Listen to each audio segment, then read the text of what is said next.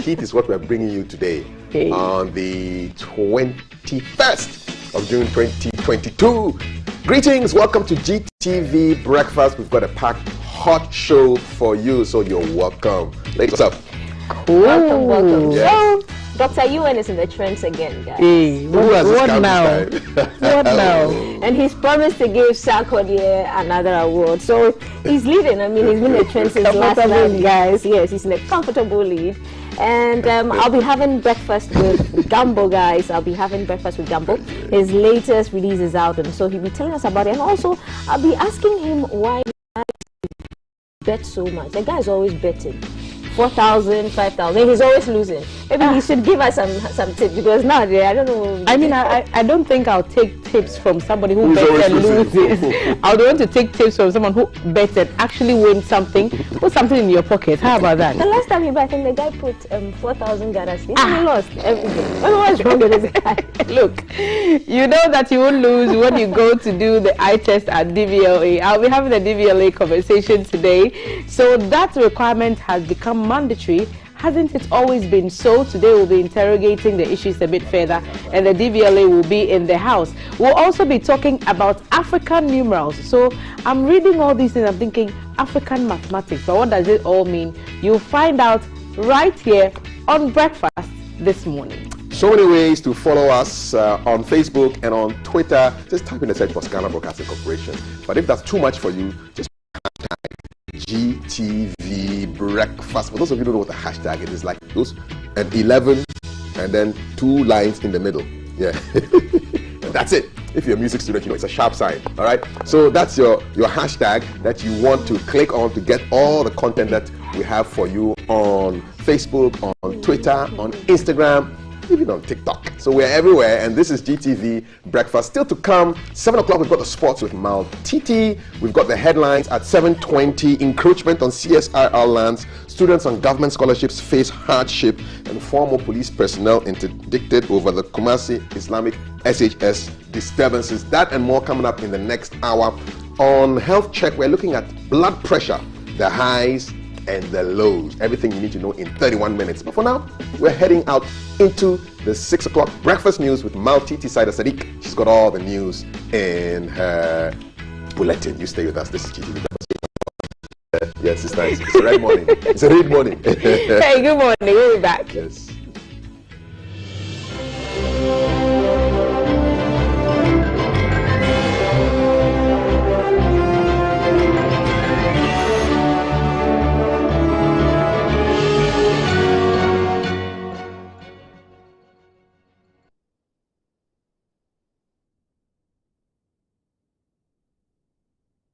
Thank you for joining us. This is GTV Breakfast News at 6 a.m. We're live on DSTV channel 278 on Facebook at the Ghana Broadcasting Corporation. I am Maltiti Saida Sadiq.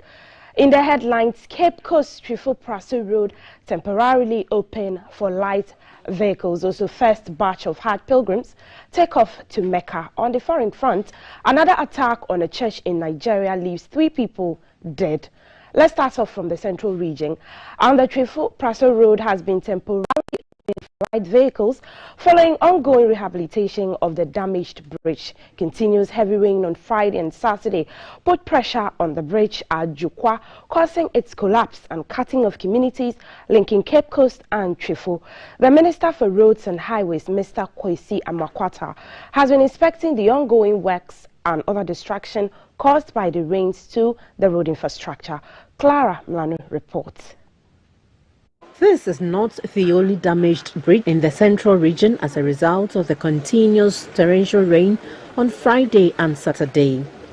There are about 3 others in different towns, rendering them inaccessible. This is the first to get a quick response, with the Ghana Highway Authority repairing it for motorists to avoid the Sweet or Suweri River bursting its banks. Again, the washed laterite has been replaced and the bridge supported with boards puts the over 5-decade-old bridge in proper shape. Though opened for use, heavy-duty vehicles have been banned from using the reinstated road for now. We have done the backfilling of this bridge where we are standing now, and it was done within 24 hours. engineers moving all the way from Accra, led by the director of the BMU, right from Accra, from motorway, for 2 weeks now. My engineers have not slept. They are moving from one place to the other. The destruction affected over 300 people in the area, mainly their homes. The affected persons are seeking shelter with relatives, awaiting relief items from NADMO after the Director General's visit on Sunday to ascertain the extent of damage. Here at Ebirim Berase, in the Commander Dina Egwafu Ebirim municipality, economic activities have been disrupted in the main farming community cut off from the rest of town, linking Saman, Isiem and Berase. Though the indigenes have created a bypass, their fear is that the Intineri River may overflow its banks and worsen the destruction if the bridge does not receive urgent attention. No economic activities can go on per the collapse of this bridge. So I'm taking the opportunity to advise the indigent, those of us living here, that let's exercise patience, let's obey simple advice given by the NADMO and the other security agencies, pending we resolving the whole process for us. Sector Minister Mr. Kwesi Amakwata said repair works could last for about a month. It was a box culvert, about 3 by 3 cells. Has completely collapsed, and it's a major problem now. It's a major challenge. If you look at the length, it's about 30 meters long. So the quickest way of reinstating the road is to launch, a steel bridge over it. But fortunately, we have taken delivery of some Mabe bridges from United Kingdom. So we have decided to start the civil works as quickly as possible. Heads in the region are appealing for more assistance for victims. You can know now people are stuck up here, they cannot move. So if you have business in Cape Coast doing, then it means you cannot do anything. And the same government resources that and that we need to use them for other things are being used to put up the belly bridge here, go get some relief items for our people. So it has seriously impacted on the lives of the people in the region. Government cannot do it all alone. So that is why we're extending that hand to individuals and organizations to come in to support the region. We are seriously in difficult times. Portions of the road linking Cape Coast and Ankerfall were also damaged by the rains. A prison officer among volunteers helping affected victims drowned due to the intensity of the flash floods. The Setri Jukwa Bridge is another bridge badly affected by Saturday's rains. For GBC News, Clara Mlano reporting. Let's come back to the capital, Accra, where a simulation exercise to test the country's level of readiness in the event of an earthquake will take place in Accra and its environs this week. The 4-day exercise would involve organizations that are directly responsible for managing disaster, such as the National Disaster Management Organization, NADMO, and the North Dakota National Guard from the USA. Quakes trigger other devastating disasters such as intense and extensive fires, tidal waves, tsunamis, flash floods, dam collapse, among others. Ghana on record has experienced earthquakes in 1615, 1636 and 1858, 1939 in parts of the western region and Accra respectively. The last destructive earthquake, which occurred on June 22, 1939, claimed 17 lives. From the 2021 Population and Housing Census report, Accra is densely populated, so there is absolutely no open space for people to take shelter when the need arises.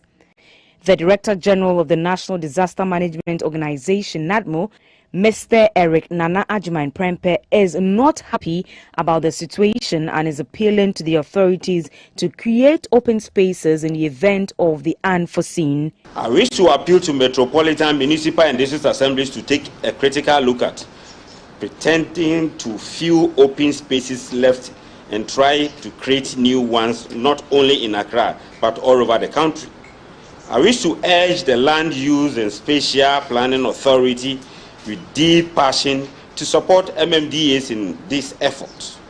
I encourage LOSPA and MMDAs to impress on traditional authorities to reserve spaces for public and good health, demarcating lands for human settlements. The field exercises will begin from tomorrow. A serious, energetic buzz going on.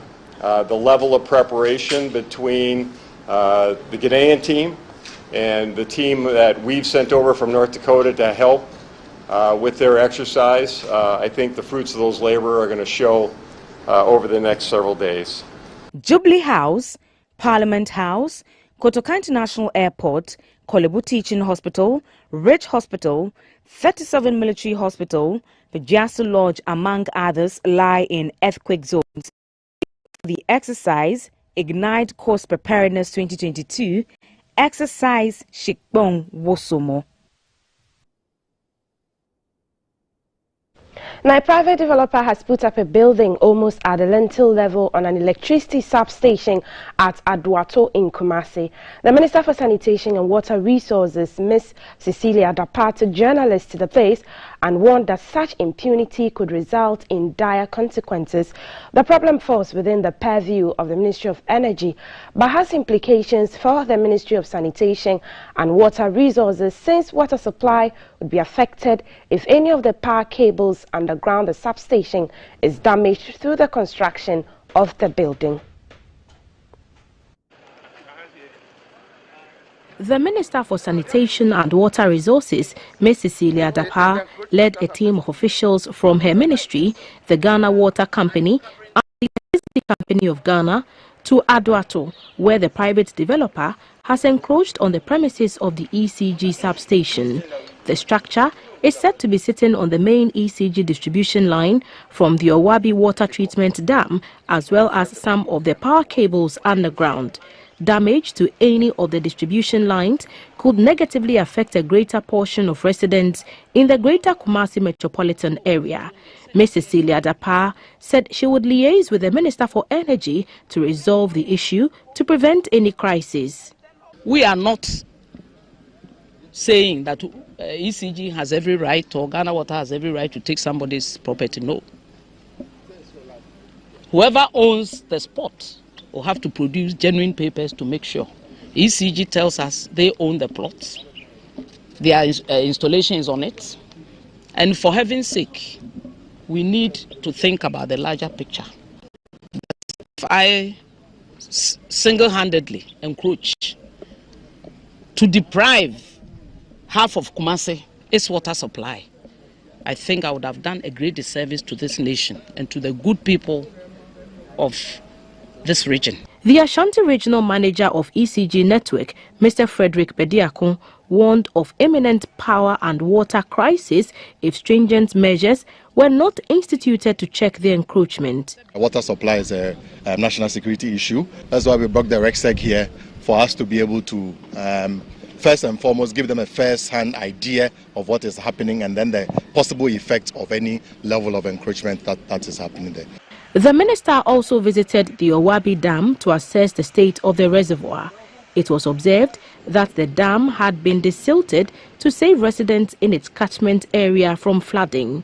Over the years, the Owabi Dam has suffered the impact of human activities, including encroachment, which has led to removal of part of its forest cover and exposed it to environmental degradation.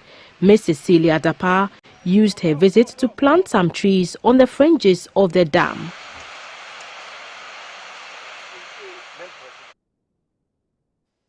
Let's go to the north and in Tamale, where the first flight carrying 433 pilgrims from the Tamale airport took off for the Kingdom of Saudi Arabia for the 2022 Hajj.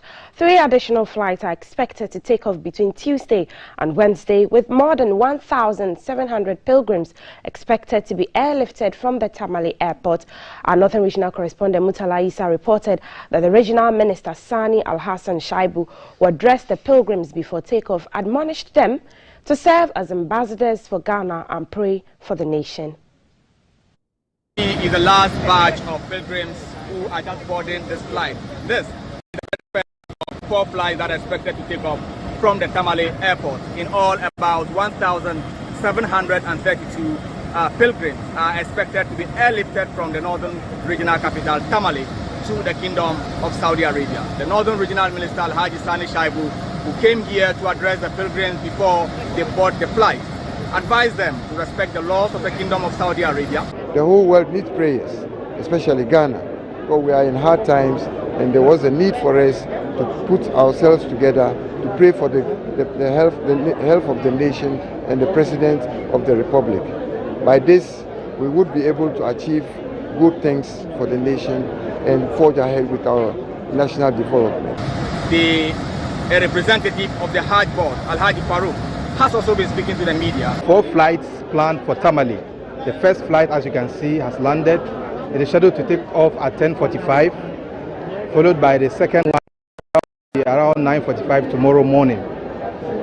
Then tomorrow late in the night, the 3rd flight should also be coming in to take off. And the last flight will be on Wednesday. 4 flights, then we move to Accra and continue. This is the first pilgrimage in 3 years following the COVID-19 pandemic. And for the Tamale airport, there's been a significant improvement as we have the Tamale Hajj village just completed in a nick of time to enable smooth operations. Hitherto, the pilgrims would have taken off at the Al-Haji Aliu Muhammad Sports Stadium or the Tamale Jubilee Park. But we are not too far from the Tamale Hajj village for this year's operation. Some of them have been expressing their excitement and they are hopeful that this year's pilgrimage will be a success. Mutala Isa for GBC News. Now, more than 12,000 refugees and asylum seekers are currently living in Ghana. Speaking at a ceremony World Refugee Day at the Ampine in the Western region, the Minister for the Interior, Mr. Ambrose Derry, said this year's theme, the right to seek safety, whoever, wherever and whenever, is in sync with government's security goal to make each and every person in Ghana feel safe. World Refugees Day was designated by the United Nations to honor refugees around the globe. It is marked on June 20th each year and is aimed at building empathy and understanding for the plight of refugees, as well as recognize their resilience in rebuilding their lives. Ghana currently has 12,447 refugees and asylum seekers, of which 2,900 at Ampine refugee camp in the Elembele district of the Western region. Speaking at a ceremony to mark the day, the Minister for the Interior, Mr. Ambrose, said, aside working to develop the lives of refugees in the country, government is working to scaling up security in the country for all individuals. Ghana is going to approach the durable solutions humanely. We are going to approach it with love. We are not going to throw anybody out as if you are an outcast. No. So rest assured, wherever you are, and wherever it is, that the right to seek safety is something that we see as real and should be respected. Indeed, this right is in sync with the President's goal in the security of this country, which is to make every person in Ghana, every person, not citizen, every person in Ghana to feel safe. The UNHCR country representative, Ms. Esther Kregu, said the number of people forced to flee conflict, war, persecution and human rights abuses have crossed the 100 million mark. a first-time record.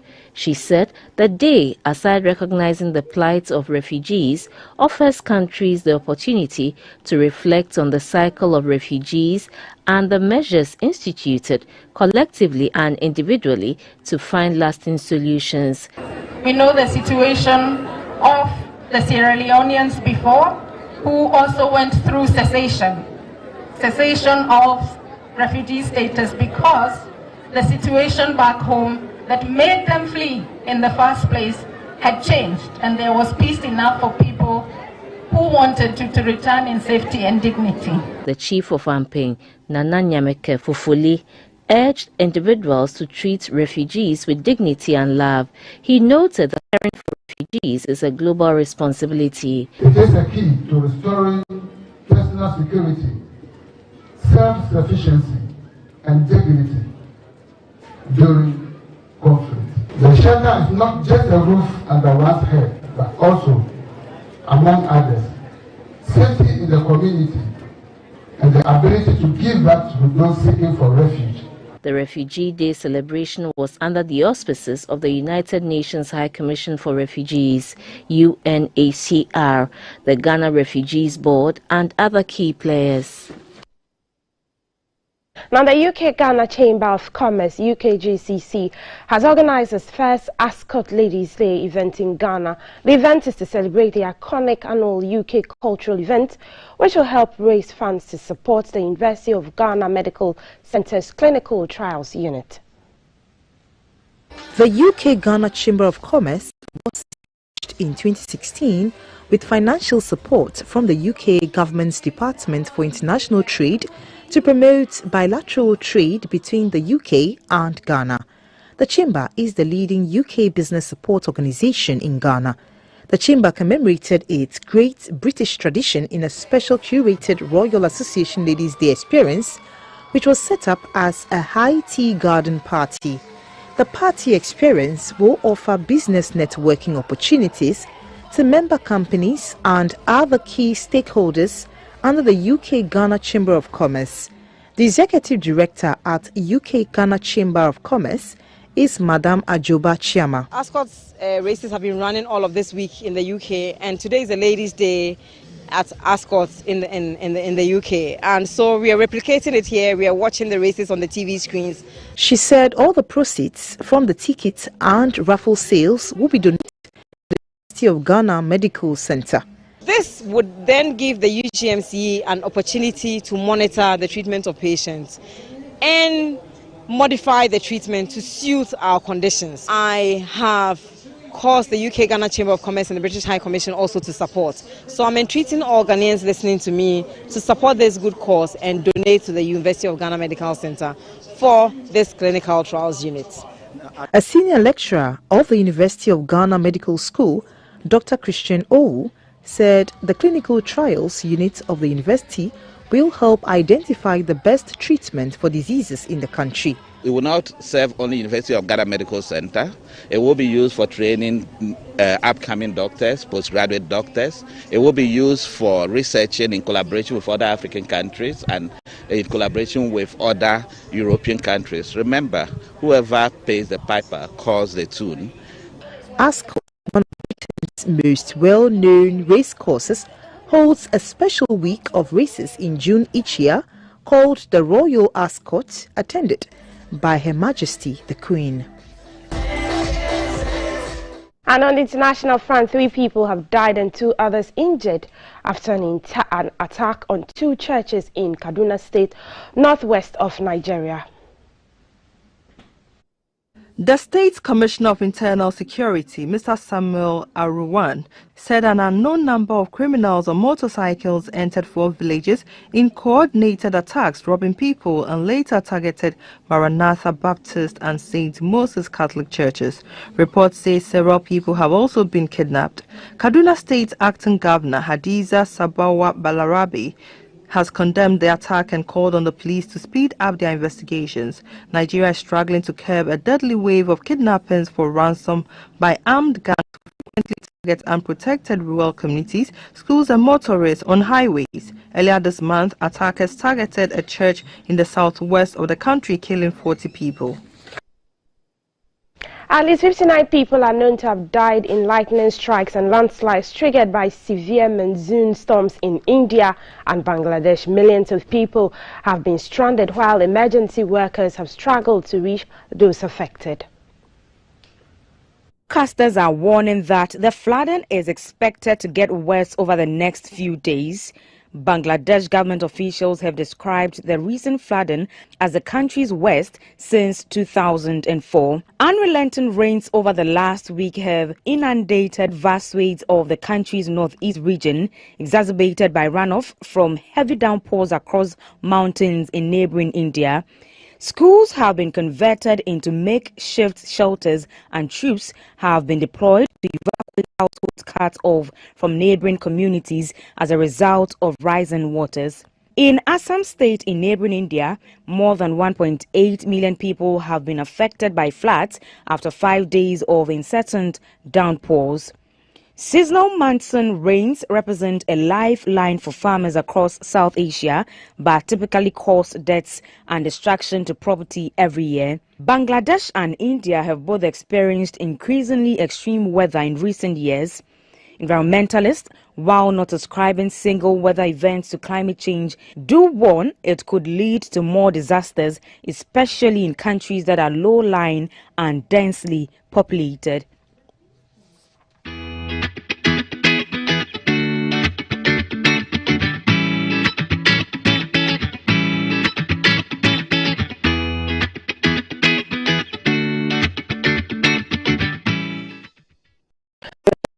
Weeks we're talking floods. Let's get to know how the weather will look like this morning for us. And Felicity Ahafianyo, who is the head of Central Analysis and Forecasting, joins us on the phone lines. Good morning, Felicity. Good morning, Marcity. How are you? I am well. I hope you're well too. Yeah, by the grace, I'm doing pretty well this morning. Great. Are we expecting rain, sunshine in between? Yes, today we are expecting rain and then the sunshine too. So over the north, we had a rainstorm that moved over the northern portions throughout the night. Then for the middle and then the coastal belt this morning, we are having a cloudy with mist patches, but the mist is giving way to partly cloudy sky. The greater Accra central and western region will also be mostly cloudy this morning. For the temperatures today, we are anticipating it to be 31 for the coast, the middle, and part of the will have 33, 34 degrees Celsius. So the sea is also expected to be rough, so it's not advisable for our fisher folks to go onto the fishing for today. But if by all means they want to go, then they have to do it with caution. We are having rain, 40% chance of rain for areas Accra, Takrady, Axim Ho, Koforidua, Kimodambole, Takwa, Ketekrachi, Kentapo, Goso, and Sunyani today in the afternoon. So we should get ourselves ready. We have 40% chance for them. The Volta Lake too is also pretty cool for any fishing activities mid-morning into the afternoon hours. We are having some system that is over Togo, but then pressures are a bit high, so we are not expecting it to reactivate, but we are still monitoring. If it to reactivate, we'll definitely come up with a weather warning for them. But then if they still want to go, they have to do it with caution, especially those around the Kwame Danso area. They have to do their fishing activities with caution. So this is how the day is going to be like for us today. Right, thank you so much, Felicity Ahafianyo. She did say that there's 40% chance of rainfall in the Accra, Tadi, Aximho area, and the sea will likely be rough. So be cautious, our fisher folk, when you're going out to catch your fish for your trade. But that's it for GTV Breakfast News at 6 a.m. I am Maltiti Saida Sadek. The show still continues and we're live on DSTV channel 278. After this break, we'll bring you Health Check, where CAF will be sitting down with our health experts and will be speaking blood pressure, high and low. Also, we'll look at road carnage in the show as well with the DVLA with Thelma and Valerie. Stay with us.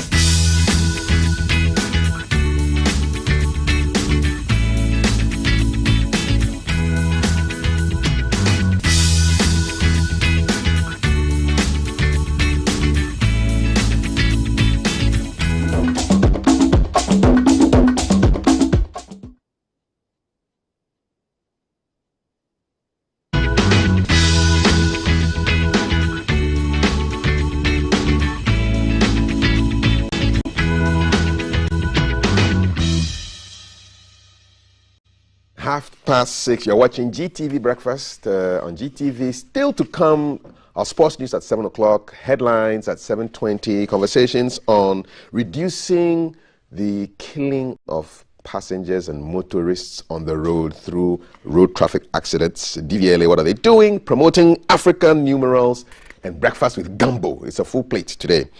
But we kick off with health check. And on today's health check, we're looking at blood pressure, the high and the low. My guest is a senior lecturer at the School of Nursing and Midwifery at the University of Ghana, Dr. Cecilia Eliasson. Good morning, Doc. Good morning. It's really nice to have you here. Thank you. Awesome. How prevalent is high blood or issues of pressure, either high or low, in Ghana? Oh, okay. If you take 10 persons, you are likely to have about 5 of them having BP and or blood pressure. And blood pressure most often is something that do not have signs and symptoms.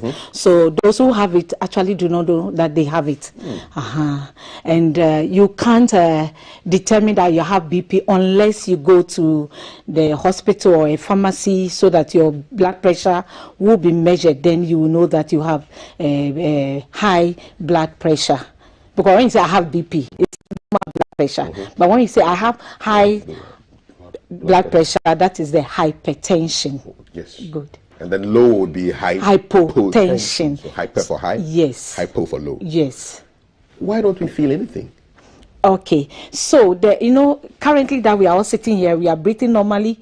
The heart is working, it's involuntary. We don't control it. Now, at any particular time, there are 4 chambers. The heart has 4 chambers. When you make a fist, we expect that should be the size of your heart just behind the sternum. Okay. So at any particular time, there is about almost 70 mils of blood that is pumped from the atrium into the ventricles, from the ventricles into the lungs where they are oxygenated, and then it's sent back to the left atrium into the left ventricle, then distributed. Now, when there is pressure, it is sent from the atriums into the ventricles, and then it is also distributed around. So the body actually pumps your blood all right, but then the pressure that is built is also felt all round. However, if it continues over and over without any intervention, it may cause problems to certain places like the brain, the heart itself, and then the kidney. Okay, so the heart is almost like, it's like a pumping station, right? Yes. And what is the atrium? The atrium is the first chamber that receives blood from the veins. Okay. So your blood actually circulates. So we call that deoxygenated. It doesn't have oxygen in it. It doesn't have oxygen. So it is received from, we call something vena cava. It comes into the right atrium. What is the vena cava? It's a big vein? No, it's not the biggest vein. Biggest vein. Yes. So we have the superior and inferior. The superior means that the one coming from your head, the neck, and then the inferior is the one coming from your lower limbs, your lungs, and everything. And they come and meet inside? Into the right atrium. Which is one of the chambers? One of the chambers. The 4 chambers of the heart? Yes, the 4 chambers of the heart. Okay. So when it gets in there, it takes a maximum of 70 mils, and then it pumps. So when it pumps, the pressure that it exerts when it pumps is called the systolic. So the right atrium and then the left atrium, they all pumps or they squeeze at the same time. Push blood there into the ventricles. Okay, so this is what we can see on the screen. Like, look straight ahead and you can see Good. On the screen. So that's what you can see. So that is the atrium that I'm talking about. Which one? The one on the left? The one on the left. That's the right atrium. Yes. So when it receives, at the same time, the left is also receiving from the left side is also receiving from the lungs, but it has oxygen. Okay. All right. Okay. So when it squeezes. So when it squeezes like that, the pressure that it exerts is what we call the systolic. And then it squeezes to the ventricle. When it relaxes, it's called the diastolic. So anytime they take your blood pressure, they write 2 numbers. You have 120 over 180. So the 120 is when the the heart is what is pumping blood, and then when it's relaxing is the diastolic, is what we have the 80. Is that the lower number? The lower number. So when they say 120 over 80, the 120 is the systolic, and that is when the heart is working, actually pumping the blood. And then the lower number is when the heart is relaxing. And yes. What is a normal level of blood pressure for an adult? Okay, so according to the American College of Cardiology and then American Heart Association, the normal blood pressure of an adult should be 120/80. Okay. Yes. So if you move from 120 to 129, that is elevated blood pressure, and we cannot determine and say that one reading you are hypertensive, but it should be consistent. 120, 130, because you used to be maybe around 110, 150, and now you are above 129, 130. So you come 2, 3, 4 times, you are still around 129. Then we say that your blood pressure is elevated. However, the diastolic too will have to also increase. So you will move from 80 to 89, 85, 90. So that you can be elevated, you'll be observed. Some can also come, first time, you can have 130 and above or 140 and above. If I did 20 press-ups and then went and did my blood pressure, would it be high? Immediately you can't check blood pressure. You have to rest for some time because the heart has gone through an activity. So we'll allow the heart to rest. So you sit for almost 30 minutes, then we'll check, because exercise actually helps the heart to pump very well. So we expect that the BP should also be low. But if you are hypertensive and you keep exercising and you don't know, you can collapse, because it will get to a point the heart cannot work. The pump is working too much. It's working too much. Exceed 200. Ooh. Yes. What is the highest blood pressure you have seen? I've seen 220 and above. Lord have mercy. Yes. 220. Yes. And wow. That's for the systolic. And then the diastolic. You can get almost 120. Lord. Yes. And the person was walking around? Yes, but sometimes they collapse suddenly, and then when they come in, you check, the BP is high. And even at that level, they don't feel anything? At 221? Those who collapse end up with stroke. Whoa. Those who collapse most often, because they are working with a high, they don't check. Whoa. Yes. So it's that serious? It's serious. And if you are not lucky, you may end up with a renal condition. A kidney issue. A kidney issue. Why is the blood pressure linked to the kidney? Okay, so blood actually, its circulation is has two main functions. The brain is the area where it signals if there's any change with the amount of blood that is circulating, and then the heart itself also have certain electrical impulses that also can know that there's a problem somewhere, and then the kidney itself helps to eliminate fluid. When it is excess, the fluid can come out through urine. Yes. Now, if there's too much pressure, there are certain elements, or we call them renin. They also helps to control the blood pressure. So when the pressure is too high, all these things, they are affected, and then when it affects them, they can't function properly, and then this may lead up to the complications that I have mentioned. It can be stroke, you can have a myocardial infarction, that is a heart attack. Wow. Or you can have the renal condition. So your kidneys will be affected. Your kidneys too can be affected. Can it lead to dialysis, where they have to hook you up to a machine to take out the waste? Exactly. So that is why when somebody have a BP, we try to do other investigations to find out where is the cause coming from. Is it coming as a result of your kidney not functioning well, or you are having an enlarged heart, or there's something, or a clot or something in your brain? Yes. Wow, this is a lot to digest. Dr. Cecilia Eliasson is a senior lecturer at the School of Nursing and Ministry at the University of Ghana, Legon. We're looking at pressure, the high and the low. So far, we focused on the high. Let's talk about low blood pressure too. Okay. Is it also that common in Ghana?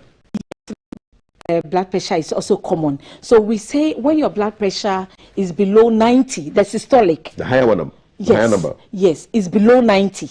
Wow. Yes, and then the diastolic is also below 60. Then you have a very low blood pressure. What would cause your pressure to be that low? Okay, so sometimes some people by nature have low blood pressure, and then one of them is as a result of can be dehydration. Not drinking enough water. Yes. Okay. Yes, the person is on hypertensive, not drinking enough water. Dehydration can be one of them. Or sometimes so they've taken certain medications that can bring their BP very low to the extent that they can become very dizzy, and then they can also collapse. So low BP, very low BP is also dangerous, is not good. So, but then there are few signs and symptoms that will alert you that your BP is very low. When you get up suddenly, you feel dizzy. And then that's one of them. Or dizziness while still sitting down. You just wake up from bed and you feel that dizzy. Yes. So the change in position, your pressure can also be low. Yeah. Okay. Are certain medical conditions indicative of low blood pressure? For example, if you have a sickle cell condition, does it keep your blood pressure low?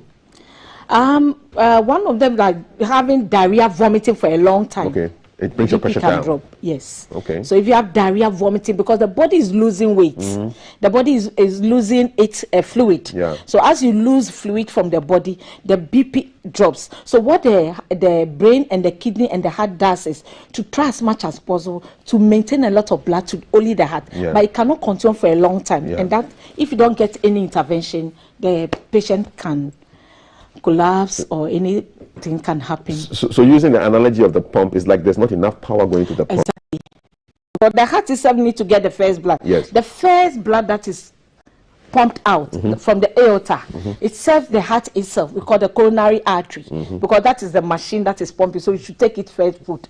So if there's shortage in the amount of volume of blood that's coming out, they have to make sure that the heart maintains its first food or nutrients coming to it, because it wants to stay alive. Exactly. So if it continues for a long time, and then that is why you may have the cardiac arrest. So can low blood pressure also lead to cardiac arrest? Yes, hypovolemic. Yes, we call that hypovolemic. Yeah. You just said that with high blood pressure, often you don't feel the signs. How about low blood pressure? Do you feel that? Yeah, the low. What do you feel? So the low, that's one of them is dizziness. Okay. You feel very fatigued, very weak. Yeah, general malaise. You feel very. You don't know what is actually wrong with you. Yes. So you need to check your blood pressure. With hypertension, you may have slight headache sometimes. Yes, I was just going to say that sometimes you have a headache.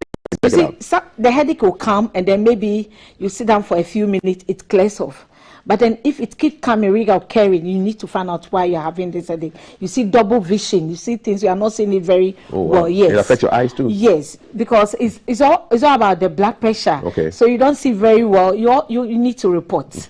And it's recommended that at least within the year you should go to the hospital to have your blood pressure checked. Me, I check every week. Exactly. Myself, I do check daily. Yes. Yeah, and you should know your numbers. There's something we call know your numbers.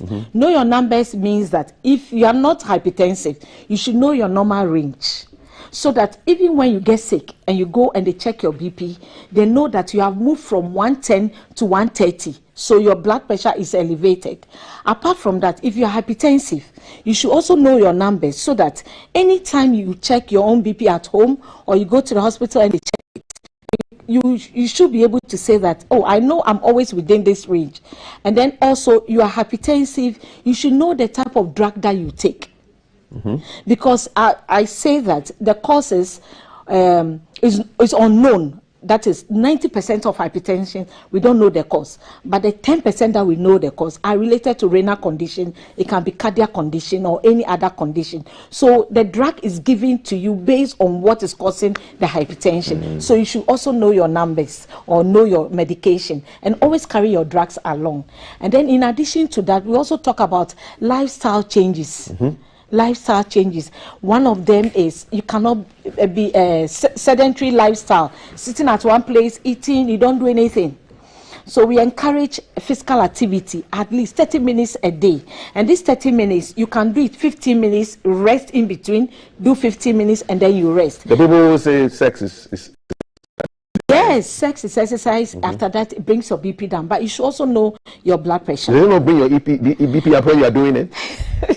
It does, but it's a form of exercise. After that, it brings it down. So somebody who has high blood pressure, should they be having sex? If you have high blood pressure and you are not on medication, because the BP will actually go up before it comes down. Yes.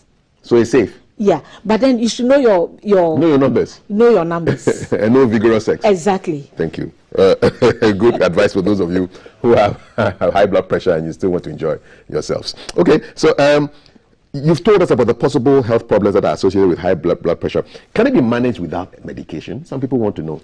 Oh yes, you can, but blood pressure is something that is controlled by the heart. And if there's any problem in the body, the medication is supporting or is assisting the body to control the blood pressure. So you cannot say, I'm going to take my medication. You take your medication, and then at the same time, we use things like physical activity and diet to control it. What is a good diet to take care of your heart? We call it healthy diet. So the healthy diet or healthy balanced food is about, your plate should be divided into 4. So the first part is the fruits. The second part of the second half is the vegetables. The other side is the cereals, and then we have the proteins. So divide your plate into 4. 4. Fruits, vegetables, protein, cereals, and a little small carbohydrate. So you see that the carbohydrate is just 1/4. Okay. And then when you are serving yourself, you can always see a nutritionist. You need to check your obesity, whether you are obese. So they'll check your weight and your height, and then we have some calculation, and then we'll check which level are you obesity, stage 1, stage 2, or stage 3. Is that the body mass index? Body mass index. So when they do that, based on that, they'll calculate how much calorie you need. Then our traditional foods, because you see a lot of fufu, maybe a lot of meat, and there's no fruit really. Okay. And a lot of oily soup. So what normally, you see, for when you are diagnosed hypertensive, you see that after seeing the physician, if you are obese, your body mass index is way above the normal, you see the nutritionist. They have to calculate how much of what you have to take. So if you like your fufu, we are going to educate you the size of your fufu. Okay. And then in addition to that, you know, in our soup we use vegetables. We actually blend them, so it's also part of the vegetables, so the vegetables are inside. That they are there. And then you make sure that we add the water before you eat. You take 1 big glass of water before you eat. You eat. Okay. Yes, so that the water also takes some space, so that you don't take too much of the carbohydrate. These are the Exactly. tactics and strategies. Exactly. And then the fruits too, you have an amount, a sizable amount of fruit, different types of fruit to add on. Okay. So that one sitting diet or your lunch is made up of a glass of big water, and then your fruits, and then your small fufu, so that you don't go back to your previous lifestyle of, I have to eat 2 big balls of banku. No.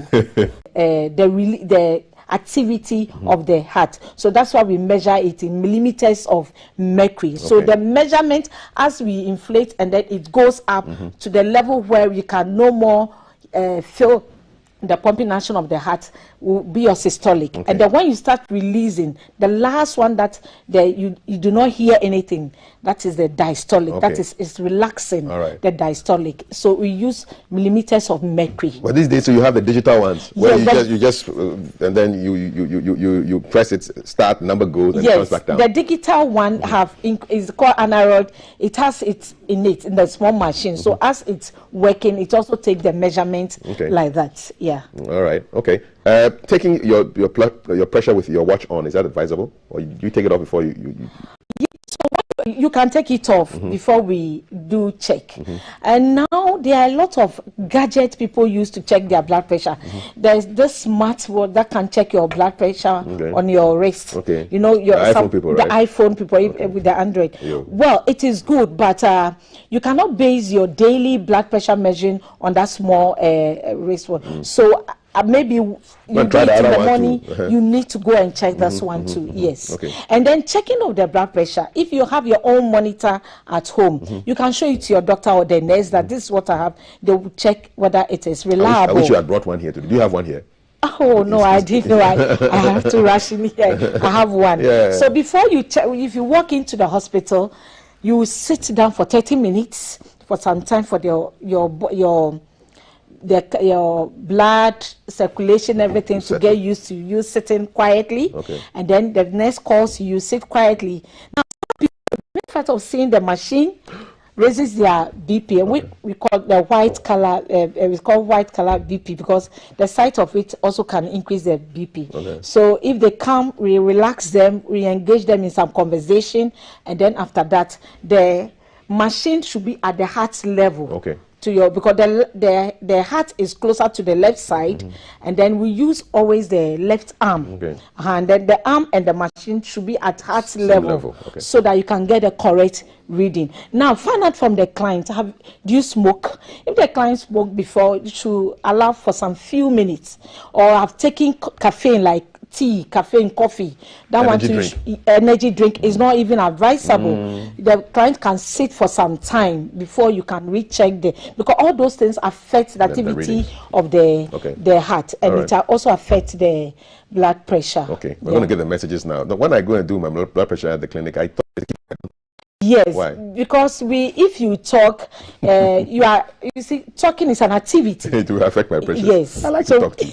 Okay, I just keep quiet. So you can keep quiet for a few minutes. It's just about three minutes, and we are done. We are done. Yes. Okay, I'm going to keep quiet now and let Thelma do the messages. Good morning, Doc. Thanks for all the education. I mean, I'm sure that my phone will be buzzing very, very soon. My doctor will be like, "Are you listening to the conversation? Your own people you see, you should be." Yes. I've heard you. If I mention names now, they will take my name off. But these are the messages: 05555611034.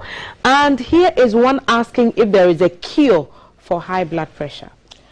Oh, if you are diagnosed hypertensive and you make sure you take your drugs, you go by the changing your lifestyle, and you are able to maintain your body weight with time, and your BP keeps maintained at the low blood pressure, it's just that they may reduce the amount of the dosage of your drug. But to take it off, no. Because if you take them off, you don't know. There are risk factors. Your age, as you age, your BP increases. And then your environment, there can be issues like marital issues, financial issues, and all that. Studies also have found out that those of us from low socioeconomic background have high incident of blood pressure. So it ties in smoothly with this next question, asking if high blood pressure is related to age, and they were asking the more you grow, the pressure goes up. And Charles is saying they've really been educated this morning. Trisha, good morning, Trisha. Kaf, I would like to know why the BP monitor is unbearable and painful on the arm when used. Wouldn't that contribute to a high reading? Oh no, you know, we tried, what it does is the pressure tries to get the artery so it has to squeeze it to the extent that they can feel that there's no blood going through your vessels. The vessels are the artery and the veins in your arm. So the cuff actually tightens. The pressure that goes through, we inflate, it is air. So it tightens it around very tight. So when you feel for the pulse, you don't feel it. So what we do is, when you cannot feel the pulse, that is when we start deflating. So the first noise is called blub. That's the systolic. It's called what? Blub. Blub. We call it tap lap, tap lap. So the first noise that you hear is blub. So that is the systolic. That is your first value. And then you hear blub, blub, blub, then it goes off. The last sound, you also note where it goes off. That is your diastolic. Is that also blub? No, that one lap dap. We call lap dap. Lap dap. Lap dap. Yeah. With your hands like that. No, you listen to it. If you are using a stethoscope, but with the aneroid, that one you just observe. Okay, so blub and lap dap. Yeah, lap dap. Nice lap dap. Here is a concerning question, really. Good morning, Kafu. Please, I want to know from Doc. I have a friend who collapses about 10 minutes and comes back when he sees a syringe and needle being injected. What can be the cause? Because we don't understand. Frames is asking from Atimpoku. What could be going on here? She said she collapses about 10 minutes. And then when they see a syringe or a needle being injected, then they come back to themselves? Maybe the friend can be diabetic too, so you should find out. Right. Because when you are diabetic and you have hyperglycemia to the extreme, you can also collapse. So when they give you the insulin injection, you can come round. Okay, another one. Here's another one. Good morning, hashtag GTV Breakfast. I love that. Calf and the doctor, please, I want to know from Doc what this condition in me is. Now, when I run, lift something for a while, my breath comes faster and I feel like collapsing. I sit down sometimes and put water for a time before I become normal. Green bed. Okay, so she actually need a cardiovascular assessment. Go and check the heart. Yes. Okay, all right. So for, in fact, we didn't talk about exercises. Exercises helps the heart to the blood pressure to also come down. However, before you start your exercises, you need to see a doctor if you are hypertensive. But if you are not hypertensive, don't start the vigorous exercise. Start slowly. First the cardio aerobics first, and then you increase the tempo. But you see, every exercise you rest in between. It shouldn't be continuous like that because it's the heart. Okay. Yeah. All right. Walking is good, right? Walking is very good. Dancing is good. Swimming is good. And then biking is also very good. Do you bike? I don't, but I like dancing. Okay. Yeah, that's good. This is on using diet to control high BP. Please, Doc, is it advisable to advise my dad to eat more of bananas and reduce the intake of aspirin for the control of high BP? There's so many questions here.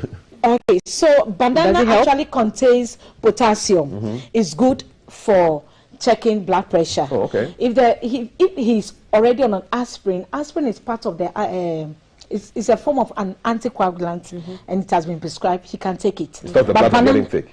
Yeah. Okay. Yeah. So the banana is good. Okay. 2 banana a day is good. Okay. It contains potassium that can control your blood pressure. How about coconut water? Coconut water is also very Does it bring good. it down? It brings the pressure down? Coconut water actually adds to the fluids in your body. Okay. So the body gains something from coconut water. It also has some potassium in there. Yeah. So let me just power through this last round of questions and then I'll leave you to pick. Here's one asking, may I know what a slim person will do when he or she also has high blood pressure? A slim person and high blood pressure, what's the relationship between cholesterol and high blood pressure? And Alexander is asking, if you use a pacemaker, what is your normal your BP? These are quite interesting questions. Welcome back, Selma. Thank you for welcoming me back. You didn't tell me your name though. Let me know what your name is, where you're reaching us from. Can a lot of thinking increase your BP? And also, can teenagers have high BP as well, is what this question is. Does quick temper cause blood pressure? Tess is asking. And more questions, hashtag GTV Breakfast. Please, I just tuned in. I want to know how to treat a low blood pressure. So we've had quite a number of questions about the highs, but someone is asking about the low. Good morning. May Allah bless us for this education. Thank you, Alandos. So those are the messages on my screen at the minute. I don't know if you want to pass through some of the questions. Okay, so low blood pressure, how do you do it? Thanks, Thelma. Okay, thank you. So the low blood pressure, the person needs to take in a lot of fluid. Sometimes we even recommend ORS because it contains a little bit of salt and a little bit of sugar, or you can take tea that has caffeine. Slim people, can they get blood pressure? Oh yes. Okay.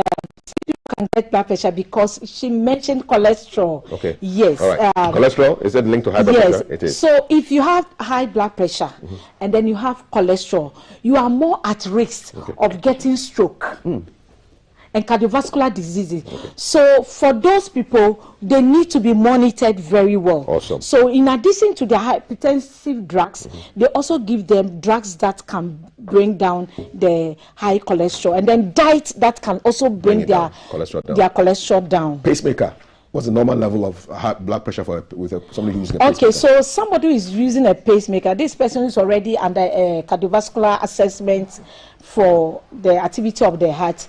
But most often, the blood pressure should be within the normal that we expect to be around 120 and 80. Okay. But because some of us have lived with BP for a long time, the body has adjusted to maybe 130 or the 90 already. So no matter how best they take but they be within the normal range. We are done. We are done out of time. How can people reach you? Okay. I'm a school of medicine. I'm on Facebook. Yes, Cecilia, same Cecilia Eliason. Fantastic. Yeah, so, and Instagram. Well, yeah. Throw all your questions to her, and she will answer them on Facebook for you. Dr. Cecilia Eliason is a senior lecturer, School of Nursing and Midwifery, University of Ghana, Legon. Thank you so much for the education. We've got headlines coming up at 7:20. Conversations on DVLA and African numerals. Gumbo comes here for breakfast with Valerie. But Matiti has got the sports news. If your favorite team has lost, please tune off. Otherwise, your pressure will go up. Matiti with the sports news. Don't go anywhere. Stay with us.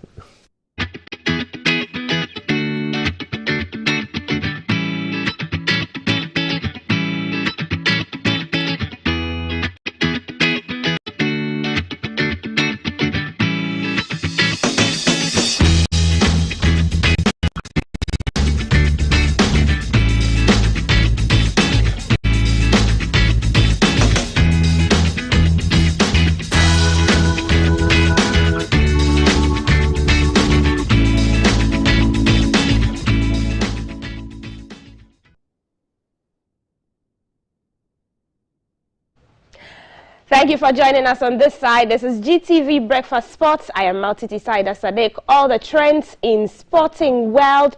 What's your favorite sport? Is it football, boxing, tennis, golf? We have it here and we'll serve it to you crisp and hot. The stories that are making headlines in the sporting world. Well, we look at the 2022 Ghana Football Awards, which will be launched or has been launched. We look at the Ghana Premier League. Now, the Hearts coach is blaming injuries of his players for their poor performance against RTU. Amidst all those match-fixing allegations, you know. We'll also bring you some transfer news as well. Sadio Mane is still being talked about. Is he really going to buy and leave in Liverpool? We'll bring you some golf news as well. Let's start off, though, from the Black Setlites and the AFCON qualification hurdle. Now, Ghana's Black Setlites will lock horns with Burkina Faso at the Cape Coast Stadium this afternoon in the semi-final of the ongoing Under-17 WAFU Zone B tournament. Now, Kwesi Fabin's side are determined to scale through the semi-final hurdle and qualify to the final, which also serves as an automatic qualification to the Under-17 2023 African Cup of Nations tournament to be staged in Algeria. Now at 4 p.m. Nigeria will also meet Ivory Coast in a crucial game in these qualifiers, and Ghana will meet Burkina Faso, as we said early on, at 7 p.m. Let's go to the football awards that was launched. The 2022 Ghana Football Awards have been launched in Accra. Deputy Ghana captain and Arsenal star Thomas Partey, Daniel Amate of Leicester City, and Mohamed Salisu of Southampton are 3 of the 5 players shortlisted for the Ghana Footballer of the Year category. The other 2 players are France-based Alexander Djiku and Black Stars goalkeeper Jojo Wallacott. The 5 players will battle it out to be crowned this year's Ghana Footballer of the Year.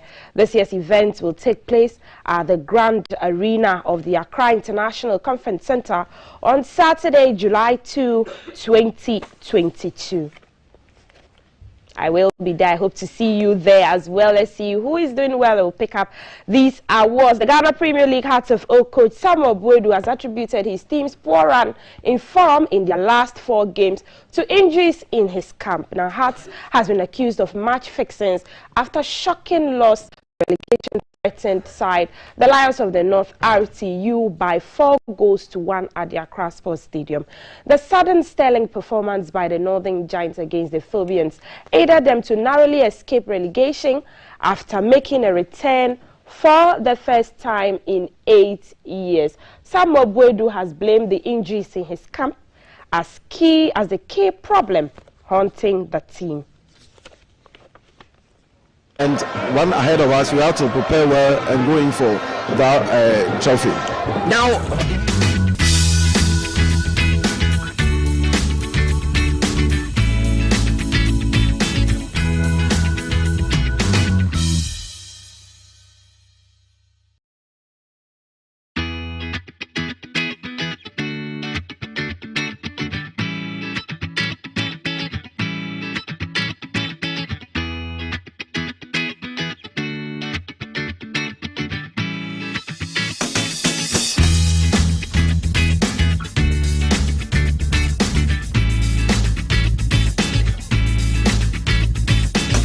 lot of brouhaha concerning that. We're delving into those issues about match fixing and if it was really the injuries that succumbed the players to a loss later on in our bulletins. But let's look at some transfer news now. Antonio Rudiger has been officially unveiled as a Real Madrid player following his move from Chelsea. Now, the centre-back has agreed a 4-year deal at the Bernabeu after leaving the Blues at the end of his contract.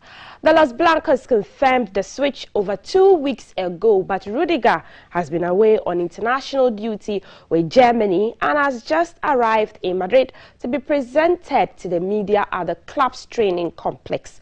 He'll be wearing the number 22 jersey at Real Madrid following Isco's departure this summer at his unveiling. On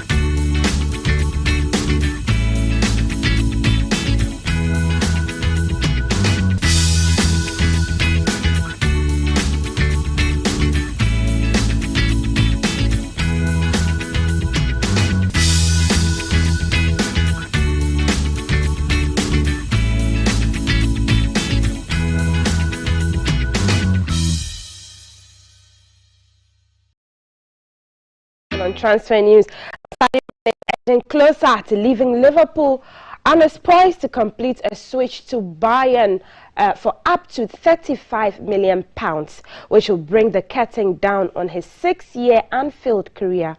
Reports say the Senegal international wanted wages of around £400,000 per week to commit his future to Jurgen Klopp's side, but Liverpool were unable to agree a new contract with Mane, with his deal expiring in 2023, and at Bayern, he's set to net around £360,000 a week. Such a salary would have made him by far Liverpool's top earner, with Virgil van Dijk currently on £220,000 per week after penning a new contract last summer. There's a lot of talk about racial discrimination, and that's why Mane is leaving Liverpool and all of that. We'll bring all the gossip happening in sports around Mane leaving Liverpool to Bayern, what is true and what is not. But still on transfer news, Manchester City manager Pep Guardiola has revealed that he believes Bernardo Silva will remain at the club beyond this summer. Now, Silva is towards the top of Barcelona's transfer wish list, but the club's financial struggles present a massive obstacle to this deal, most especially with City prepared to demand a huge fee for a player who is among the finest in his position and still has 3 years left on his contract. Pep Guardiola was speaking ahead of the charity friendly between the two clubs on Monday and says Silva is going nowhere. Manchester City, the names that we talk about.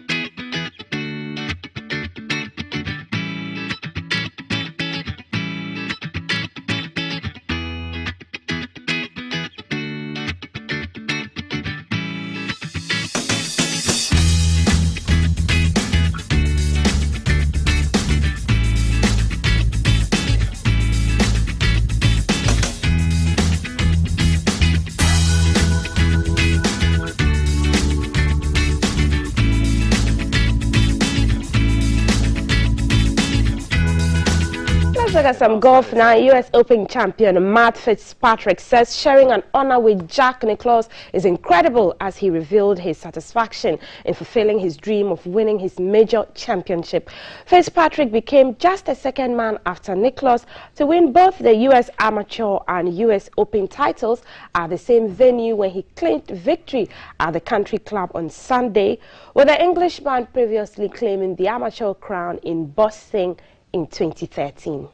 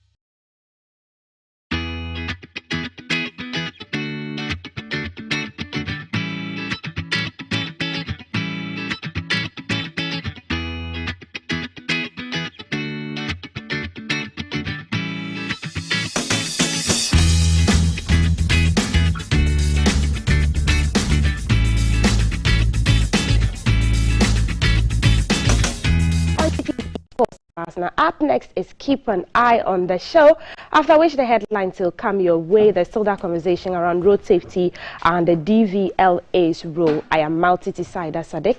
Stay with us. Join us on Facebook at the Ghana Broadcasting Corporation, where we're streaming live.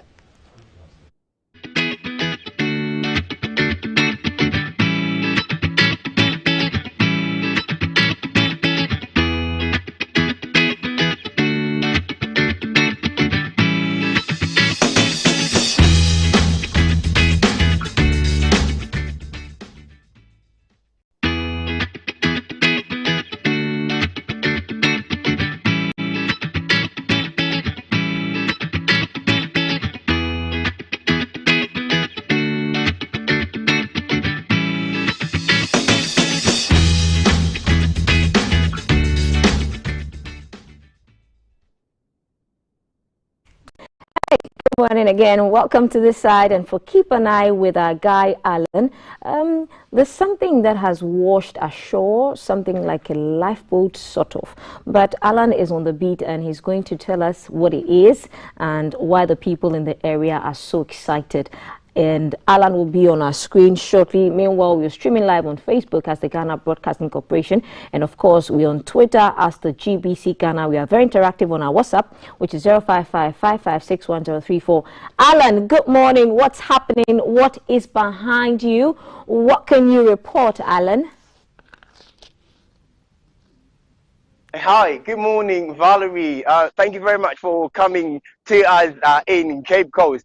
I am currently standing directly opposite the St. Augustine's Senior High School to my left, and so in the general direction eastward will be the Cape Coast Castle, and then westward will obviously be the Elmina Castle. What you see behind me is supposed to be a lifeboat. So when vessels have issues on the high seas and there's need to evacuate an abandoned ship, one of the ways they escape safely is to hop into one of these equipments you see behind me and then make their way down shore while they raise the Mayday, Mayday alarm. It is interesting to see this sitting on the shoreline of Cape Coast, and nothing seemed to have come out about it. Nothing has been said about a ship running into trouble on our high seas or any such thing. But this is the interesting bit. On the 9th of this year, the April 9th of this year, the website Fleetmon reported a German cargo ship, Coherent. The name of the cargo ship is Coherent, to have suffered some so the ship had water into its engine and could no longer continue its voyage. What you have here is supposed to be a lifeboat that is attached to the vessel Coherent. Question is, why is it here? How did it get here? And why has nothing been done about it? Well, a few things don't add up about this particular lifeboat. And to start with, my information is that the police have been here to see it, inspect it, and left it. I ask my sources why the police will inspect it and leave it and do nothing about it. Interesting, at a closer look to this side of the vessel, what you have is what looks like something really of a copy. So take a look at this. This is supposed to spell coherence, but at a closer look, it says Oherence, Oherence Majuro. If you track the ship to where it was first registered and its last voyage, it left Portugal, making its way down the Gulf of Guinea, and there it may have run into trouble. This Oherence I'm standing by supposedly may be attached to it, but no, this has a very strong smell of fuel in it.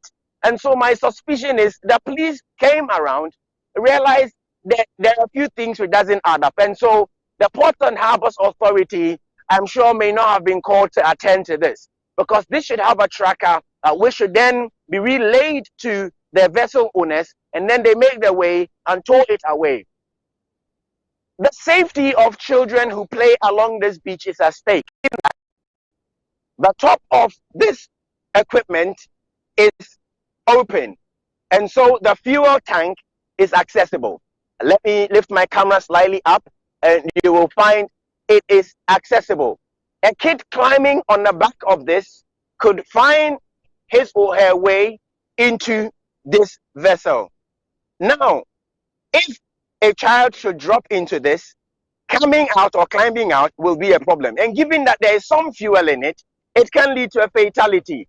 I can also see that the captain's window has been broken in. As to whether it was broken in when the police arrived to inspect it or not, my sources have not said. But this particular equipment sitting here, I am told has been sitting here for some time. And you find there are ropes attached to it to secure it.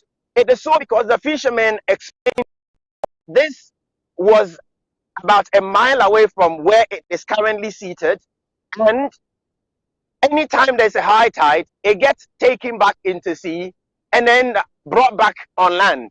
And they feared it would somehow harm them on the high seas. So they used their own ropes to secure it until such a time when the authorities will come around and take it. I will go to the back of it. Touch wood, the water would not come and find me at the back of it, which it is actually doing, and so I may have to avoid it and make my way back there. This is what the back of it looks like. It has its own propeller, which should ensure that, I've been caught up by the water. That's it, I'm in the water now. Anyway, occupational hazard, so let's get on with it. Now, and so that is it. We're still waiting to hear when the police will liaise with the Ghana Navy and then the Ghana Ports and Harbours Authority to find out exactly who owns this equipment and when it will be towed away from this public beach. Given that there's still some fuel sitting in it, I don't think it is safe even for our fishermen as well as kids who find it okay to play along the beach. It's a Tuesday morning, and so it's a bit of a quiet beach. But hey, life still goes on in Cape Coast, and the vessel, lifeboat, Coherence or Herons is still seated on the beach. As always, Val, this has been Keep an Eye coming to you from Cape Coast, and your usual chief laborer, Daryl Alantego, have brought you this. Thank you very much for joining us, Val. Take it over. And that was Alan with a report with a piece of the Coherence, and that's something that we are still going to be keeping an eye on, and then we'll bring you updates. And still to come, we have conversations on reducing road carnage.